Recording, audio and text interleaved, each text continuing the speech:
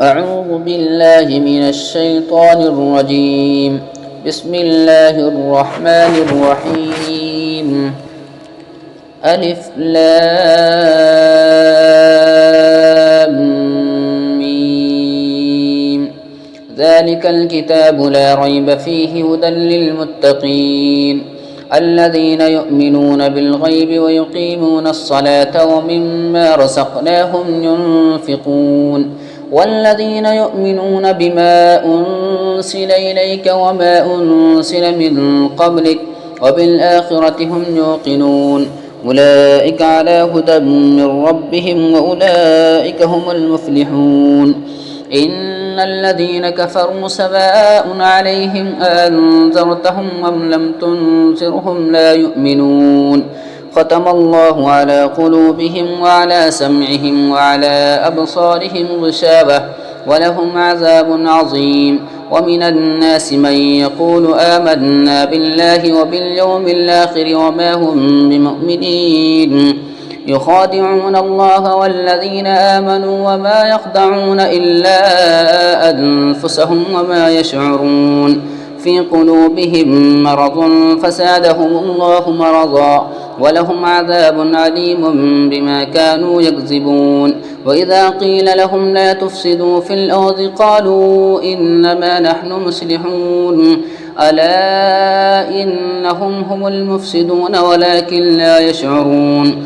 وإذا قيل لهم آمنوا كما آمن الناس قالوا أنؤمن كما آمن السفهاء ألا إنهم هم السفهاء ولكن لا يعلمون.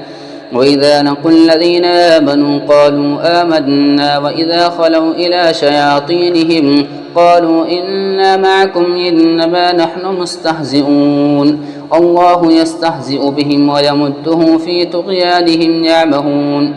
أولئك الذين اشتروا الضلالة بالهدى فما ربحت تجارتهم وما كانوا مهتدين مثلهم كمثل الذي استنقذ نارا فلما أضاءت ما حوله ذهب الله بنورهم وتركهم في ظلمات لا يبصرون صم بكم عمي فهم لا يرجعون أو كصيب من السماء فيه ظلمات ورعد وبرق يجعلون أصابعهم في آذانهم من الصواعق حذر الموت والله محيط بالكافرين. يكاد البرق يخطف أبصارهم كلما أضاء لهم مشوا فيه وإذا أظلم عليهم قاموا ولو شاء الله لذهب بسمعهم وأبصارهم إن الله على كل شيء قدير. يا أيها الناس اعبدوا ربكم الذي خلقكم والذين من قبلكم لعلكم تتقون الذي جعل لكم الأرض فراشا والسماء بناء وأنزل من السماء ماء فأخرج به من الثمرات رزقا لكم فلا تجعلوا لله أندادا وأنتم تعلمون. وإن كنتم في ريب مما نزلنا على عبدنا فأتوا بسورة من مثله وادعوا شهداءكم من دون الله إن كنتم صادقين.